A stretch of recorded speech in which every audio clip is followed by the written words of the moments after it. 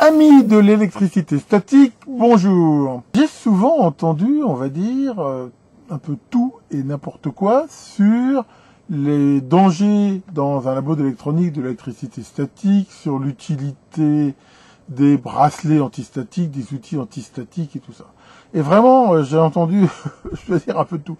Enfin, ça va c'est absolument indispensable, si on fait pas ça, c'est la fin du monde, jusqu'au, ça sert strictement à rien. Moi, de toute ma vie, j'ai jamais mis un bracelet antistatique et j'ai jamais eu de problème. Et c'est vrai que là, ce week-end, quand je suis assez chargé, je cherchais un sujet de vidéo où j'avais pas trop de préparation à faire et j'ai fait un petit sondage sur le groupe Facebook.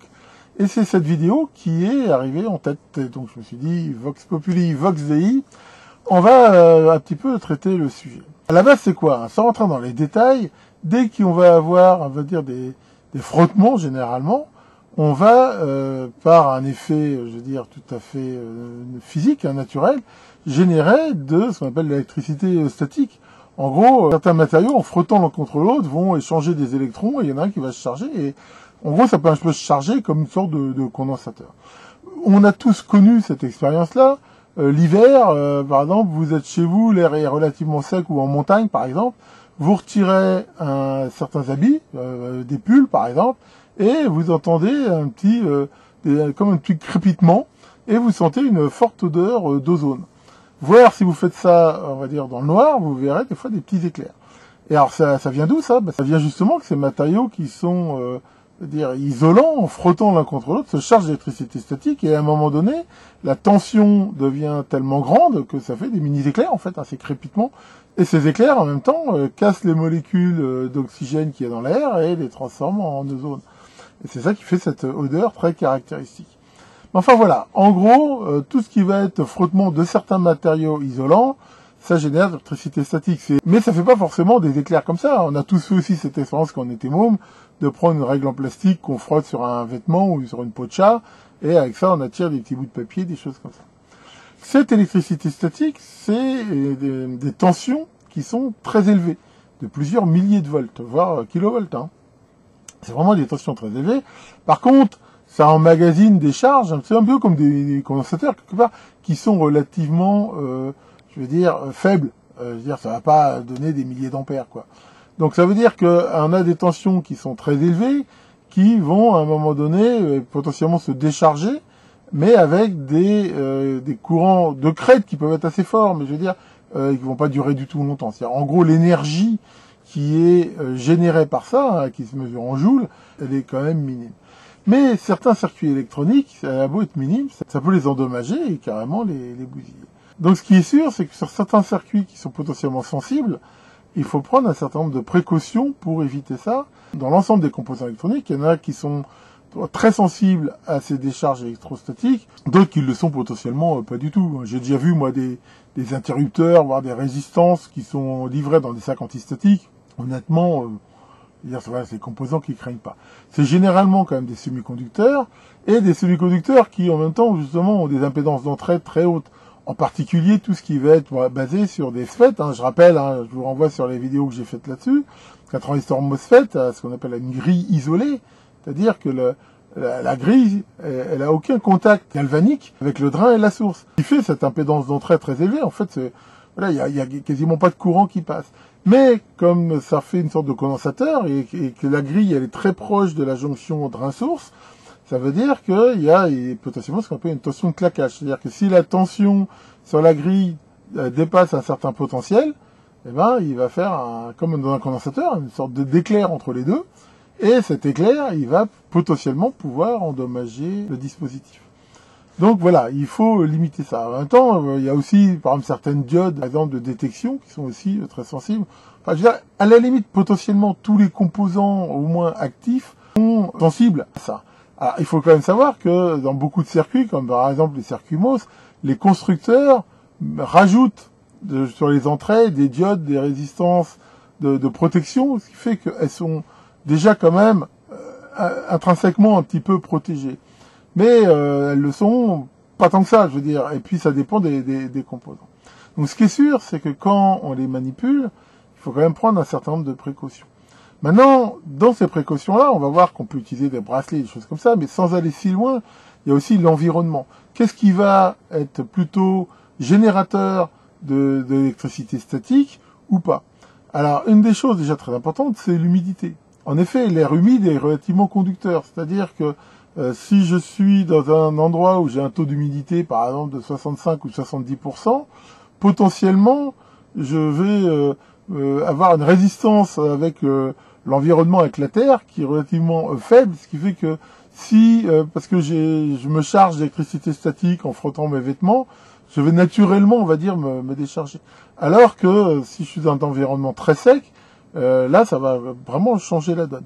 Ensuite, qu'est-ce qui fait que je vais générer comme ça des frottements? Il y a des choses qui sont très génératrices d'électricité statique.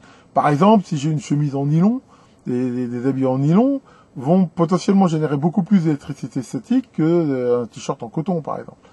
Tout ce qui va être matière synthétique, souvent, c'est quand même relativement générateur d'électricité statique. De même pour les revêtements de sol. Une moquette, potentiellement, va faire beaucoup plus d'électricité statique qu'un carrelage, par exemple. Voilà, des choses comme ça. Donc déjà, je veux dire, l'environnement va énormément jouer et le simple fait, voilà, d'être dans un labo qui a un taux d'humidité et qui, je veux dire, voilà, a déjà des revêtements, des choses comme ça, a priori, et qui ne génèrent pas trop d'électricité, ça va déjà jouer beaucoup. Mais il y a des cas où ça ne peut ne pas être suffisant.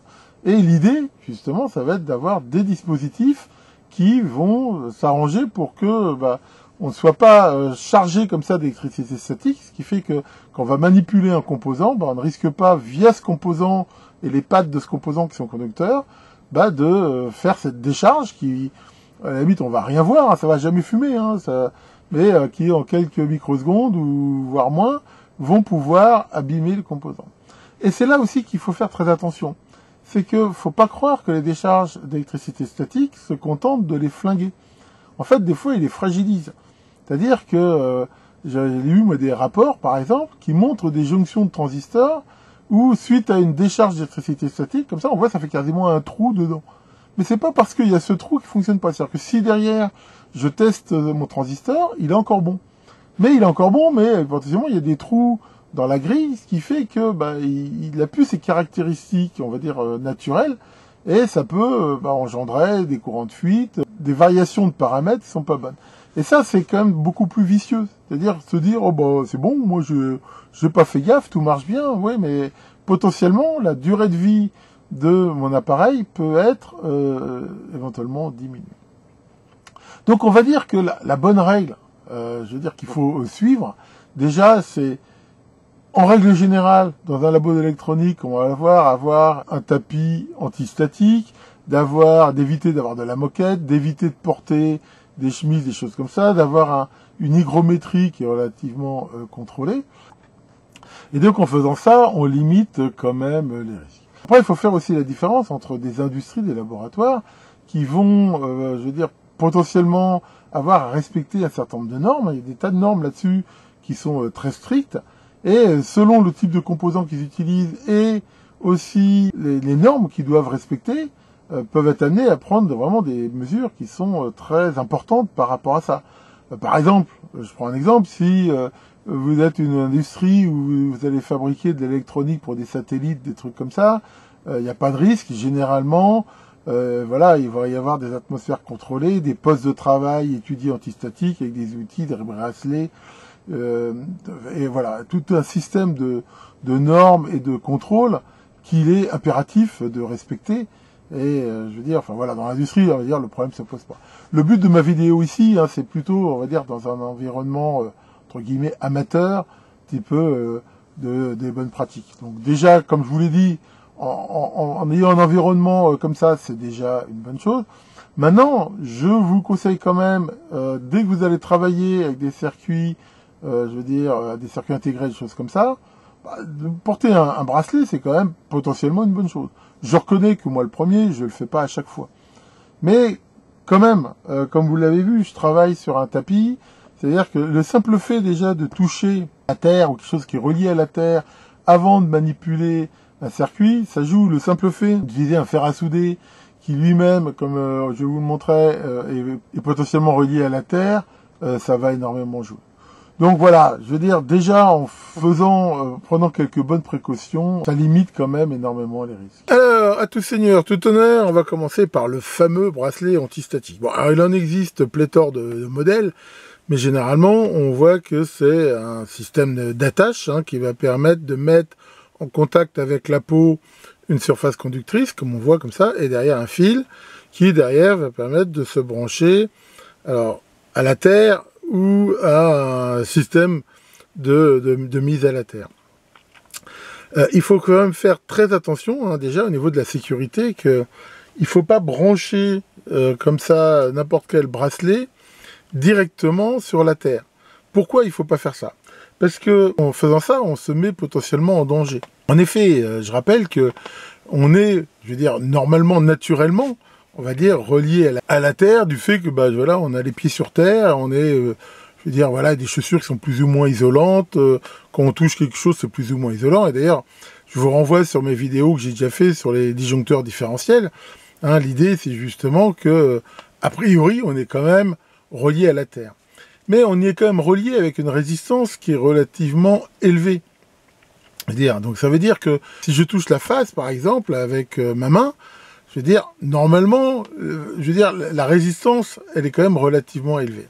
Si je mets un dispositif sur ma peau qui est destiné à justement améliorer ce contact de façon plus ou moins efficace, potentiellement, je me rends plus conducteur par rapport à la terre. Ce qui veut dire que si par hasard je touche la face, par exemple, je risque de faire passer un courant plus fort, on va dire, via mon corps, vers la terre. C'est pour ça que généralement, quand on a des prises de terre comme ça électrostatiques, la bonne pratique, c'est de les relier à une bonne prise de terre qu'on peut avoir sur une prise électrique, par exemple, mais via une résistance de 1 mégome. Cette résistance de 1 mégome, elle va fortement limiter le courant, justement, si jamais je touchais le secteur, par exemple. Mais pour les décharges haute tension, ça sera largement suffisant. Je rappelle, comme je l'ai dit, que c'est des tensions qui sont très élevées, mais avec, je veux dire, des courants potentiels qui sont relativement très faibles. C'est pour ça que mettre une résistance de 1 mégome, ça suffit largement pour se décharger, entre guillemets. Maintenant, dans les bracelets antistatiques, normalement, ils n'ont pas eux-mêmes une résistance super faible quand même. D'ailleurs, on peut la mesurer. Si je prends mon ohmmètre, voilà, je vais essayer de filmer mieux pour qu'on voit la valeur, et que je mesure la résistance déjà de la bande, là, on voit qu'elle est de l'ordre de 20 kg. Maintenant, elle va être très variable selon que je m'approche plus ou moins je veux dire des deux sondes, et surtout ça va être très variable en fonction de est-ce que ma peau est humide ou pas, est-ce que je suis en sueur, n'importe quoi. On peut voir que la résistance entre le bracelet et la prise banane, là, elle est, on voit déjà, de l'ordre de 1 mégome. Donc ça, c'est bien. Je veux dire, ça veut dire quand même qu'a priori, ils ont déjà prévu le coup, c'est-à-dire que celle-là, à la limite, je pourrais le brancher directement à la terre. Mais voilà, il faut toujours quand même se dire que selon les bracelets, il faut quand même bien vérifier et pas se mettre à la terre directement. Si vous le faites comme ça, vous n'allez pas en mourir instantanément. Mais si jamais vous avez un problème en touchant quelque chose qui est mal isolé, par rapport au fait de le toucher naturellement, vous prenez un risque. Donc ça, voilà. Pour info, après, il y a des normes, comme d'habitude, là-dessus, pour indiquer ça. Donc ça, c'est la première chose. Ensuite, quelque chose qu'on retrouve souvent, je vous avais montré ça, c'est ces fameux tapis antistatiques. Là, j'en ai un, qui sont aussi plus ou moins résistifs. Donc là, on voit qu'on a une résistance sur ce tapis qui est tout à fait mesurable, on voit, mais qui, pareil, reste élevée. Encore une fois, pour tout ce qui est antistatique, les résistances de l'ordre du mégome, ça suffit largement pour le faire. Donc moi, l'installation que j'ai, pour info, je vais déjà montrer ça, j'ai ces tapis ici antistatiques sur lesquels j'ai cette prise là qui me permet justement de connecter mon bracelet. Donc ça veut dire que déjà, moi, je me mets au même potentiel ici que le support. Et derrière, ce tapis, il est relié donc à la terre de mon labo que je vérifie périodiquement. Donc voilà, je veux dire un petit peu quand même l'équipement, on va dire, de base qu'on peut avoir. Après, il y a des tas d'outils qui sont plus ou moins dits antistatiques. Par exemple, ce redresseur de pattes de composants, là, voilà, on voit qu'il y a une vis dessus, parce que normalement, on pourrait brancher dessus un fil, justement, je pourrais brancher ici, quand je veux manipuler des circuits MOS. Là, pareil, si on mesure la résistance de ce truc-là, on peut voir qu'elle est assez basse, 17 kg. Parce que justement, il est prévu pour, je veux dire, être conducteur antistatique. Il y a des tas d'outils après comme ça qui sont dits antistatiques. Alors il y en a aussi qui sont, je veux dire, antistatiques mais un peu différents. Par exemple, si on prend cette pince ici céramique, je veux dire, elle est antistatique, mais pas dans le sens où elle est conductrice, mais dans le sens où elle est super isolante, justement. Avec la céramique ici, a priori, c'est quand même quelque chose de très isolant. Donc voilà le genre d'outil qu'on va avoir. Après, il y a le fer à souder. Généralement, les stations de soudage proposent soit une prise spéciale, soit éventuellement elles-mêmes sont mises à la terre avec justement aussi une résistance comme ça. Ce qui fait qu'on va pouvoir aussi souder des circuits potentiellement sensibles sans problème. Alors après, pour la manipulation justement des circuits sensibles, il y a, alors, ce que tout le monde connaît, c'est ces fameux sachets dits antistatiques. Donc en fait, c'est des sachets plastiques qui sont recouverts aussi d'une mince couche, je veux dire, conductrice, ce qui fait que quand on les manipule, déjà eux-mêmes vont pas comme ça générer d'électricité statique, et en même temps, voilà, quand on les touche, ça va décharger éventuellement les charges. Pour les circuits plus anciens, on a ces fameux rails, hein, alors ça existe aussi pour les CMS, et c'est pareil, ces rails, normalement, ils sont dans un plastique qui est traité de façon aussi à être antistatique. Et on a, voilà, aussi ces espèces de mousses là, qui permettent justement de mettre des circuits potentiellement sensibles dessus, et qui eux-mêmes sont, c'est des mousses qui sont aussi un petit peu conductrices. Donc ça, c'est une bonne solution pour stocker les circuits. Après, il faut quand même se méfier, dans ces mousses, il y en a différentes sortes. Il y en a qui vieillissent mal.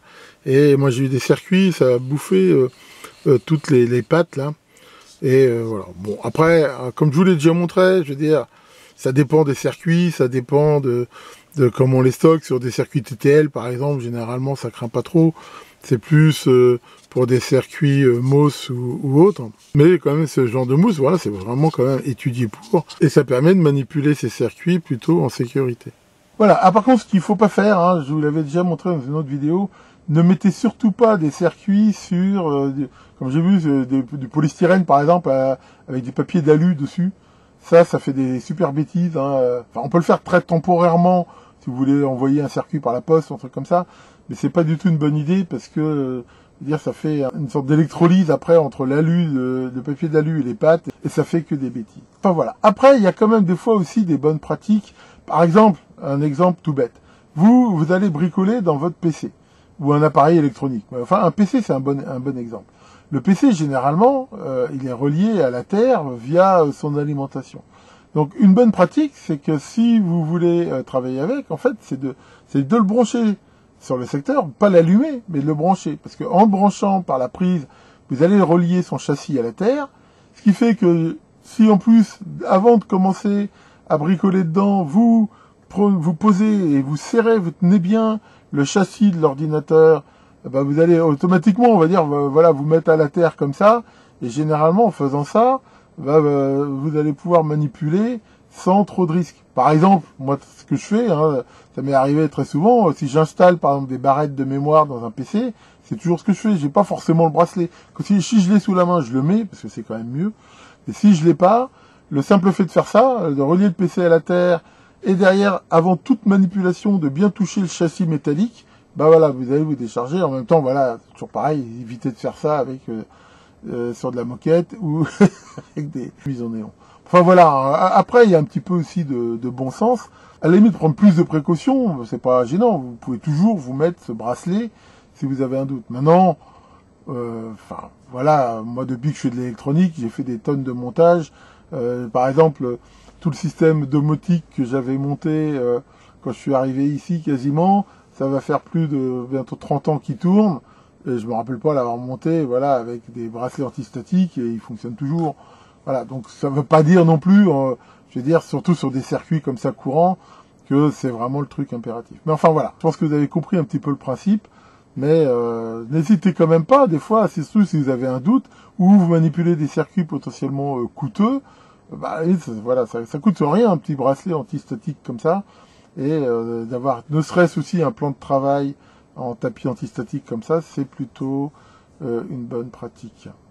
Voilà pour cette petite vidéo de vulgarisation, hein, si on peut dire.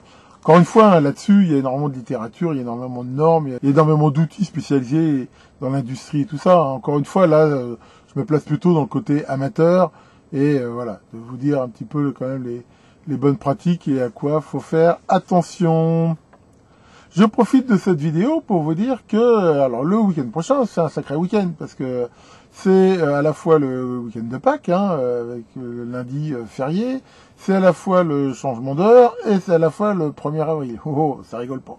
Et en même temps, comme c'est aussi le dernier, on va dire, samedi du mois de mars, j'en profiterai pour faire le live traditionnel, sachant que notre ami Nico sera bien sûr là pour lutter contre les trolls. Donc si vous avez des questions sur ce sujet-là ou sur d'autres concernant la chaîne, j'y répondrai toujours avec plaisir.